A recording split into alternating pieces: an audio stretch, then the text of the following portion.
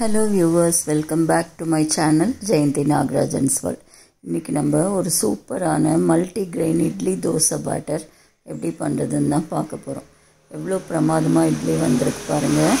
இப்போ நம்ம தனியாக மில்லட் சாப்பிட்றதோட ரெகுலராக நம்ம சாப்பிட்ற இட்லி தோசை அந்த மாதிரி டயட்டில் இன்க்ளூட் பண்ணோன்னாக்க ஹெல்த்தியாகவும் இருக்கும், வீட்டில் இருக்கிற அத்தனை பேரும் சாப்பிட முடியும். இது டயபெட்டிக் ஃப்ரெண்ட்லி, இது எல்லாருக்குமே உடம்புக்கு நல்லது. ஸோ இதை நம்ம எப்படி பண்ணுறதுங்கிறத பார்க்கலாம். நம்ம ரொம்ப ஈஸி தான். இதுக்கு என்னென்ன மெஷர்மெண்ட்டில் போடணுன்னா, ஃபஸ்ட்டு 2 அழாக்கு இட்லி அரிசி எடுத்துக்கிறேன். நானும் இது ஃபஸ்ட் டைம் ட்ரை பண்ணுறதுனால கொஞ்சமாக தான் பண்ணி பார்க்குறேன். 2 அழாக்கு, இது ஒரு அழாக்கு 250 கிராம். ஸோ அரை கிலோ இட்லி அரிசிக்கு 2 அழாக்கு இட்லி அரிசிக்கு ஒரு அழாக்கு மல்டிகிரெயின் எடுத்துக்கிறேன். ஸோ அது அந்த ஒரு அழாக்கில் ஒரு கரண்டி கொள்ளு, ஒரு கரண்டி கம்பு, கரண்டிங்கிறது 50 கிராம்ஸ், ஒரு கரண்டி ஓட்ஸு, ஒரு கரண்டி அளவுக்கு வெள்ளை சோளம். இது உடம்புக்கு ரொம்ப ரொம்ப நல்லது. இது மக்காச்சோளம் கிடையாது, இது வெள்ளை சோளம். டிபார்ட்மெண்டல் ஸ்டோரில் கிடைக்கும். இது ஒரு கரண்டி. அதுக்கப்புறம் நம்ம சூப்பர் கிங் ராகி ரொம்ப நல்லதுன்னு தெரியும், அதனால் நான் அது மட்டும் 2 கரண்டி யூஸ் பண்ணிக்கிறேன். ஸோ இதெல்லாம் சேர்த்தாச்சு. ஃபைனலாக ஒரே ஒரு கரண்டி அவல் நான் சேர்த்துக்கிறேன். எப்பயுமே இட்லிக்கு அரைக்கும் போது நான் அவல் கொஞ்சம் சேர்ப்பேன் சாஃப்ட்னஸ்க்காக.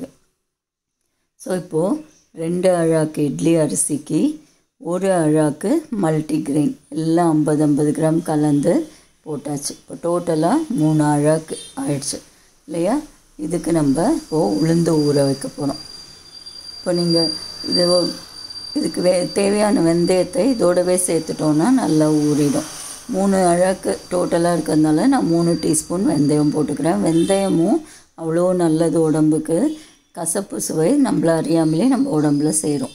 இப்போ 3 அழாக்கு மல்டிகிரெயின் அண்ட் ரைஸுக்கு நான் 3/4 அழாக்கு உளுந்து எடுத்துக்கிறேன். அதாவது 4க்கு 1 கணக்கு தான், ஒன்றும் புதுசாக ஞாபகம் வச்சுக்கிறதுக்கு ஒன்றும் இல்லை.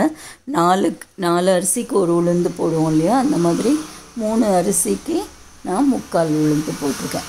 இது ரெண்டையும் நல்லா வாஷ் பண்ணிவிட்டு தனித்தனியாக நான் ஒரு 4 மணி நேரம் ஊற வச்சுக்கிறேன். சேர்த்து கூட போடலாம், பட் இன்றைக்கி நான் தனியாக தான் போட்டிருக்கேன். ஃபஸ்ட்டு உளுந்தை நம்ம அரைச்சி எடுத்துக்கலாம். நான் இந்த smart plus comfort plus grinder தான் வச்சுருக்கேன். ஸ்மார்ட் ஃபிங்கர்ஸ் கம்ஃபர்ட் ப்ளஸ் ரொம்ப யூஸ்ஃபுல்லாக இருக்குது, ரொம்ப வசதியாக இருக்குது. நான் கிட்டத்தட்ட ஒரு 3 இயர்ஸாக இது வச்சுருக்கேன்னா நல்லா தான் அரைக்குது, ஒரு பிரச்சனையும் இல்லை.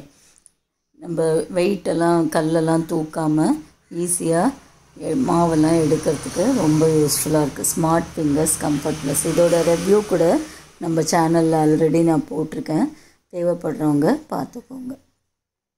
உளுந்து எடுத்தாச்சு. அதிலே நம்ம இந்த ஊற வச்ச அரிசியும் மல்டிகிரெயினையும் சேர்த்து போட்டுக்கிறோம். இதை நம்ம நல்லா நைஸாக அரைச்சி எடுத்துக்கலாம்.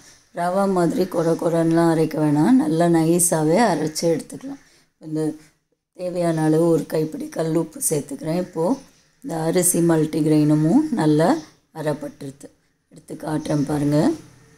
நல்லா மையமாக செஞ்செடுத்து இதையும் நம்ம உளுந்தோடு சேர்த்து எப்பயும் இட்லிக்கு கரைப்போம் இல்லையா, அந்த மாதிரி உப்பு சேர்த்து கரைச்சி வச்சிட வேண்டியதுதான்.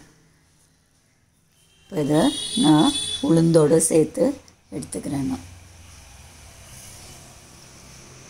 நம்ம கிரைண்டரை ஓட விட்டுட்டு இந்த நாபை திறந்தோன்னா மாவெல்லாம் ஈஸியாக நமக்கு கீழே விழுந்துடுது. அப்புறம் கொஞ்சமாக தண்ணி ஊற்றி அலம்பி எடுத்துக்கலாம். இப்போ இது ரெண்டையும் நல்லா கையை வச்சு நல்லா கலக்கணும். இப்போ கைப்படாத கிரைண்டர்னு சொல்லி அப்படியே கரண்டியால் கூட கலக்கலாம், பட் நம்ம கையில் நல்லதை செய்யும் பாக்டீரியா நிறையா இருக்கிறதுனால கையால் கலந்தோன்னா ரொம்ப நல்லது.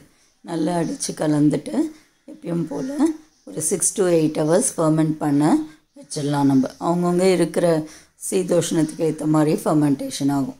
இப்போ பார்த்திங்கன்னா சூப்பராக ஃபர்மெண்ட் ஆகிருக்கு இல்லையா? இப்போ சில பேர் மேலாக எடுத்து இட்லிக்கு ஊற்றுறாங்க. நான் அப்படி செய்ய மாட்டேன். எப்பயுமே அடியோடு நல்லா கலந்துட்டு தான் இட்லிக்கு ஊற்றுவேன். அப்போ தான் கடைசி வரைக்கும் மாவு இட்லி பண்ணாலும் நல்லாயிருக்கும், தோசை பண்ணாலும் நல்லாயிருக்கும். இப்போ நிறையா யூடியூப்பில் பார்க்குறேன்னா மேலாக அப்படியே கலக்காமல் இட்லி ஊற்றிட்டு அடி மாவு தோசைக்கு வச்சுப்போன்னு சொல்கிறாங்க. நான் நல்லா கலந்து தான் ஊற்றுவேன். இட்லி எப்படி பஞ்சு போல் எவ்வளோ சாஃப்டாக நல்லா வந்திருக்கு பாருங்கள். இது கொஞ்சம் புளிப்பாக இருக்கிற சைட் டிஷ் நல்லாயிருக்கும், ஏன்னா ராகிலாம் இருக்கிறதுனால. ரொம்ப பிரமாதமாக நல்ல வாசனையாக வந்திருக்கு.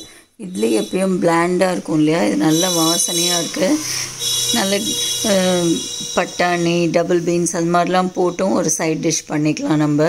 அப்போது சுண்டல் சாப்பிட்றதுக்கு ஈக்குவலண்ட்டாக அந்த கிரேவி ஆகிடும். அதே மாவில் நான் தோசையும் ஊற்றி காட்டுறேன்.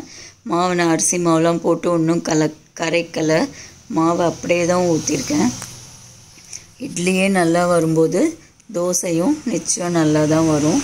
நல்ல சூப்பராக அழகான கலரோட தோசையும் நல்ல கிறிஸ்பாக வாசனையாக நல்லா வந்திருக்கு. இதுக்கு நான் ஒரு கொத்தமல்லி சட்னி, ரொம்ப diabetic friendly and healthy chutney இது.